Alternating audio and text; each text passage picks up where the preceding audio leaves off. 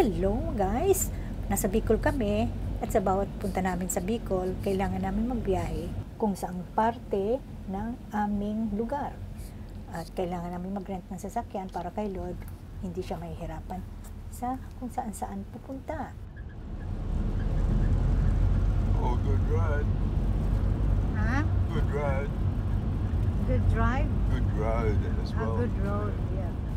Hindi pwedeng hindi namin halugugin ang bawat sulok ng karatig lugar namin.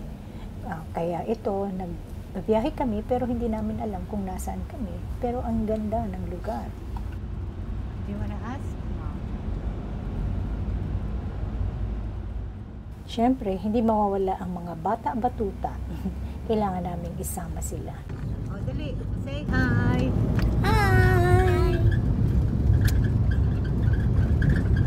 Saan tayo? Asan ka nga? Hindi ko nga alam. Okay, sige. Boracay. Boracay.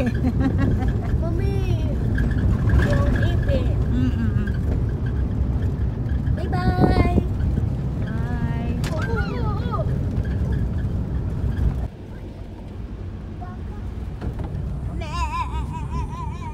Sarap lang makita ang simpleng pamumuhay sa probinsya. Pero parang napapansin ko rin na medyo nagiging syudad na ang antas ng pamumuhay dito. Pero ang sarap pa rin makita ang mga berdeng kapaligiran at simpleng pamumuhay. At nagpunta din kami sa Shoe Mart o sa mall para magpalamig kasi sa sobrang init, napaka-summer.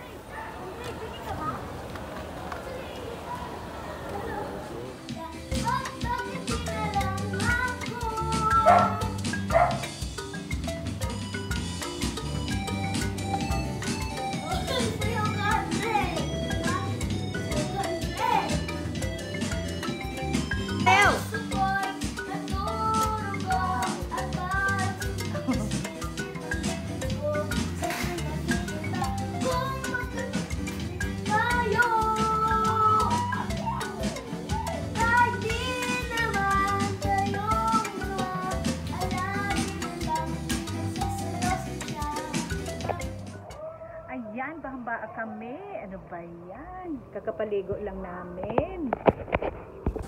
Ayan si Lloyd. Ayan ate ko. Oh. Wala sa oras, nalinisan yung level 2. O, di ba? Yung baha, nagsimula dito sa, pag once yung pump ay naka-on, pagbukas yung faucet, ayan, nakabukas yan. So, at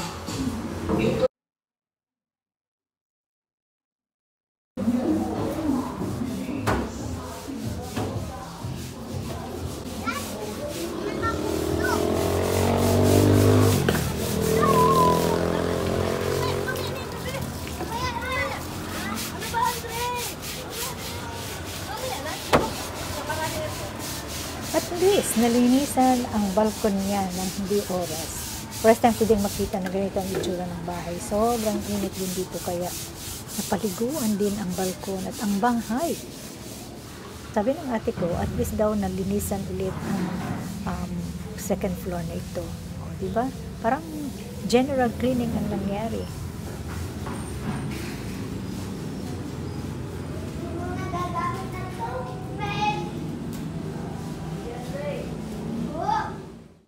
So, sa paglabas-labas namin sa hapon, so minabuti naming dalawin ang aming parents at kapatid sa sementeryo. At ito po ang highlight ng pagpunta namin doon. Nagkaroon din kami ng family outing sa BH Resort. Minabuti namin gawin ito kahit hindi napagplanuhan ng husto dahil sa dumating ang isa naming kapatid at pamangkin from America at present din kami ni Lloyd. Isang dahilan kung bakit namin ginawa ito ay samantalahin namin na habang malalakas pa kami, kasi halos lahat po kami ay senior na, kailangan namin gawin ito para din maranasan ng mga batang henerasyon. O diba ang saya at mukhang nag-enjoy din naman si Lloyd sa pag-swimming kahit hindi warm yung water, pero at least hindi naman siya natagalan sa pag-swim dahil masyadong malamig sa kanya yan.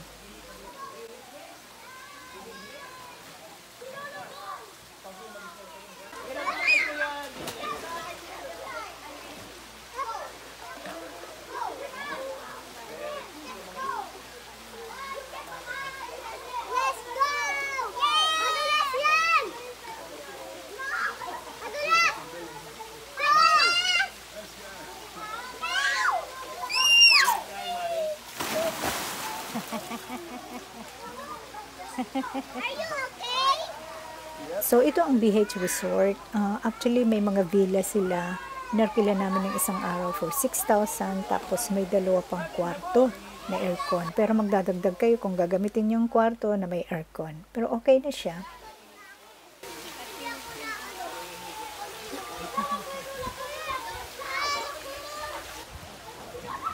It's cold, hi.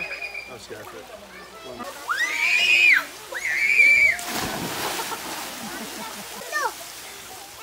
So, ito yung pool ng mga bata. Para sa mga bata, kasi mababaw lang siya. Yung kabila ay parang 6 foot or 8 foot. Kaya dito rin kami nag-swim kasi malalim dun sa kabila. Wow! Sige ba? Sige.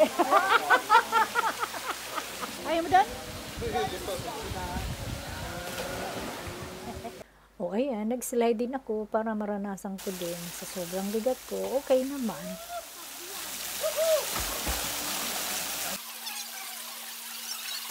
Hi, welcome to the vlog. Meron dito 2 kadol.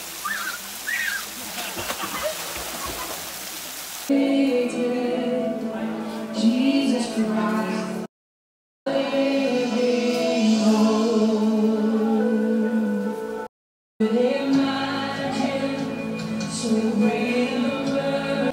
Ayaw mo na? Ay, kumain ka muna.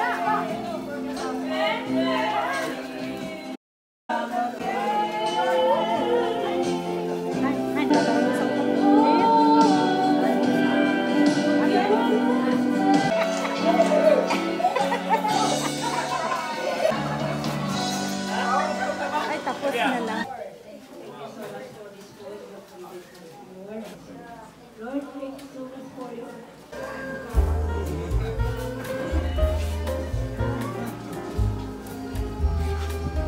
Hey!